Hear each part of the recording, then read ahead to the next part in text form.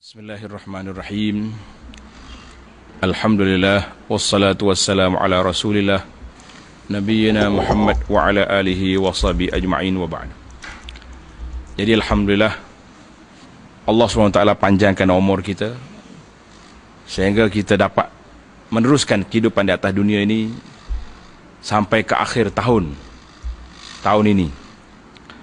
Dan kita akan sambut kedatangan tahun baru Hijri, iaitulah apabila masuknya bulan Muharram pada tahun yang baru itu.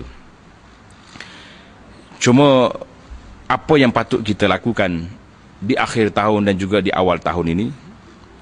Yang pertama sekali, kita sebagai seorang Muslim yang hidup dan terikat dengan perjalanan hidup kita di bawah kuasa Allah Azza wa Jalla ini, jangan kita lupa, jangan kita lalai, iaitulah muhasabah.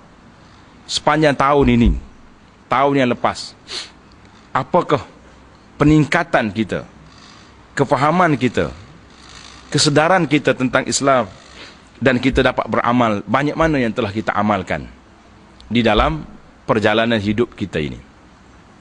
Jadi kalau banyak taksir, banyak kekurangan, pergi masjid pun tak banyak, baca Quran pun kurang, maka kita jadikanlah kedatangan tahun baru ini sebagai motivasi kepada kita untuk meningkatkan amal ibadat kita kepada Allah Azza wa Jalla, meningkatkan kefahaman kita kepada Islam, dan mesra kita dengan Al-Quran, dengan masjid, dengan rumah Allah, dengan majlis-majlis ilmu.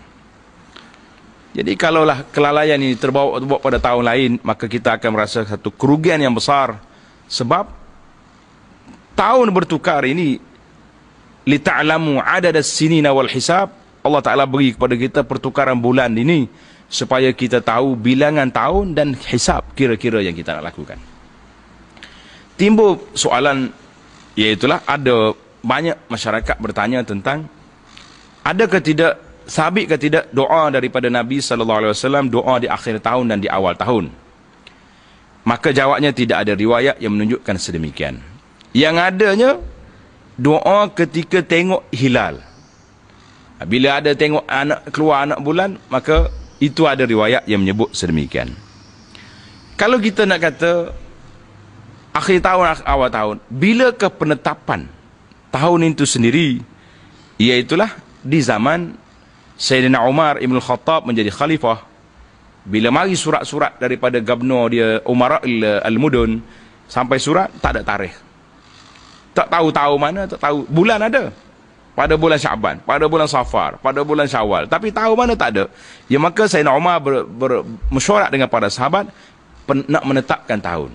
Jadi kalau kita kata hujung tahun, awal tahun ini dibaca riwayat-riwayat ini tidak ada, maka kaifiat, cara-cara riwayat yang menyebut tentang baca-baca ini tidak warid daripada Nabi SAW, tapi dia ada dalam kitab-kitab kita ada disebut oleh sebahagian ulama. Maka jawapan kepada soalan ini, tidak ada riwayat yang sabit yang menyebut sedemikian. Tapi tidak menjadi kesalahan kalau kita doa secara umum, ya Allah, jadikanlah akhir tahun ini dan tahun yang akan datang ini lebih baik kepada saya untuk menjadi hamba-Mu yang baik, untuk beribadat pada bulan ini, pada minggu ini. Itu tidak menjadi kesalahan. Tetapi menetapkan kaifiat, cara-cara bacaan sedemikian, dengan menjanjikan siapa dia buat macam ni maka dia akan dapat ini, terkawal daripada syaitan, dapat ni pahala sekian-sekian, maka itu tidak ada autoriti kecuali melalui jalan Nabi SAW yang sabit daripada Nabi SAW. Itu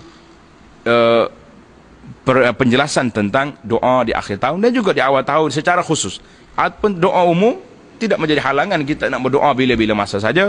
Kita minta taufik hidayah daripada Allah Azza wa Jalla.